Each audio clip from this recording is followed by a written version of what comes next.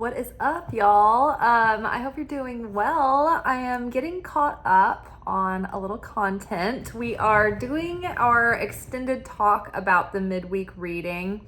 I started to just skip over it and upload Friday's message for the weekend without doing this, but there's something, it builds on each other. So I'm just going to go through this quickly, and then I will follow with our weekend reading, which basically builds on this, and it's pretty straightforward. So it may not be easy to hear, but it's straightforward. So yeah, first of all, I don't know if anybody else has had any turmoil or triggers or anything surfacing over the last couple of weeks, but thoughts and prayers, standing strong together. Yeah, it's not been easy, but there have been things coming up to the surface that are allowing us to see what really is left that's holding us back. Okay, I'm covered in soot from lighting my candles. I've been gardening outside. I've been running around all day. I've been out in the woods. So God knows what kind of substances and filth are all over me right now. But anyway, that's why I look like a chimney sweep. But yeah, so there have been really deep-seated patterns and programming and things that were really lurking deep and subtly under the surface that have been driving our motivating impulses, and not even, we haven't even realized what's been making us reflexively react the way we do. So now it's those are coming to the surface. We've done so much work already, but it's just that last bits of things where we're trying to embody this new self, but there's a learning curve too. So the process has been really heightened this week, and mother wounds have been coming up for healing, father wounds have been coming up for healing, shadow integration, seeing all the ways that we're holding ourselves back, on the inside, how we feel about ourselves, how that holds us back, how our actions and our behaviors in the outer world are holding us back, and then how we stay in circumstances or sell ourselves short or don't take chances, or we're not willing to dare greatly for fear of failure, for fear of vulnerability. Recently I've had to do some vulnerable things that had no guarantees and probable failure, but it was I knew the universe was asking me to just do it anyway, and to hell with the consequences, or to hell with the results, or doesn't matter. It was the action that was required of me that mattered, not what I was getting. It was what I was giving. So for the midweek process, our alchemy message going into how we're interacting with the process, we got separation, which had come up I think the week before. We got yellowing, which is a new card for us to pull. And we got speculum glass, which has also come up before. Underneath separation, we've got Ace of Swords. Underneath yellowing, we've got Four of Pentacles. And then underneath speculum, we have Page of Wands. And then to tie it all together, we have Seven of Cups. So separation, this card talks about separating the parts for the sake of the process, the purification process. In alchemy, elements are broken down to separate the impurities. In the commentary in the Zohar on the first, few lines of Genesis, it's talking about how there were the darkness and the density were being separated by these fires, and the refuse was being pulled away, and all the waste and the waste and the refuse was being removed, so that there was nothing but light left, pure light to create with, pure light for the seed level of creation, right? So in that way, parts of us are being pulled apart, right? To sift through and pull out the impurities, the parts of us that are still holding us back. The elements are pulled apart to get the pure essence of them. Herbs are boiled to break down and get the essential oils out. In film, on a crew, there's division of labor to achieve more efficiency and perfection. And, like, for instance, in a twin flame dynamic, there's separation for the sake of the two souls to heal and prepare themselves and grow. Generally, the preparation of the vessel to receive the light must occur through restriction. It means resisting the receiving of the light, and then instead of like receiving in a taking sense. So it's like you still receive, but you receive through restriction, like by earning, right? Not just by taking something that you haven't earned. So it's part of the process, right? And that's what we're doing by earning the light. We're engaging in this process where we're actually trying to awaken our consciousness and transcend and heal the lower parts of ourselves.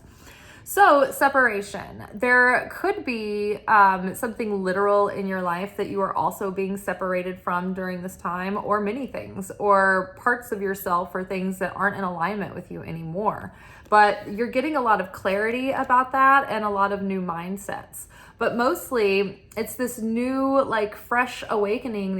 These revelations and epiphanies are coming through to you about what has been holding you back and what you need to let go of. And so you are having discernment about this. You probably are like already knowing about it, but it's like, that's what we're being asked of, to let go of whatever it is that's like holding us back. That's a manifestation of the inner things that are holding us back right now. It'll be for our highest good, but we're getting clarity on that, and we're getting emotional sobriety around it as well. We're seeing all the old patterns that have been keeping us down and small. Yellowing it's got a double-sided meaning. Like, on the one end, yellowing is aging. It's like expiring, decaying, breaking down. But otherwise, yellow is like the sun. It's like the yolk. It can be a new beginning. So it's kind of about like breaking down or renewing. And so the Four of Pentacles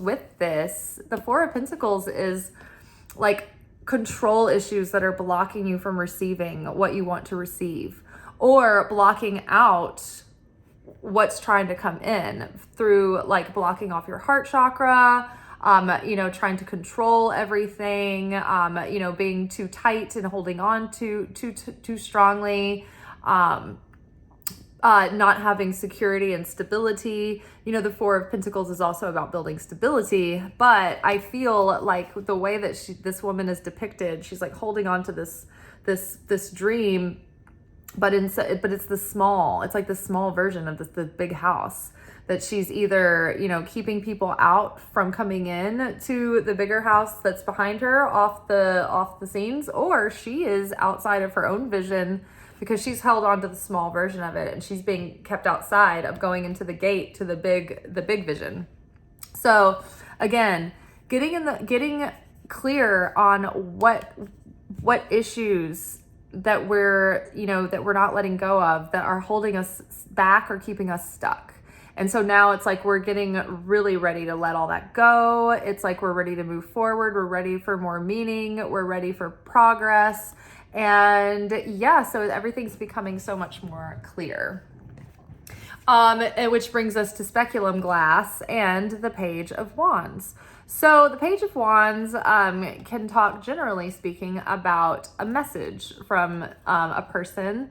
It could be exciting news for good or for bad, or maybe just communication or clarity about something coming through that gives you, that clears up your confusion, right? Seven of Cups is exploring your options, it's dreaming, it's imagining, it's fantasy, but it can also lead to living in an illusion, living in a fantasy, being confused, like not being clear about something, not, being indecisive, kind of spinning your wheels and not taking action. And so getting this clarity and really getting some perspective and putting something in between you and the situation. That's what this glass does. It gives you a barrier so that you can observe the scene, and maybe things are more magnified and clear, but it gives you a separation from being in it, even if just a thin, clear separation.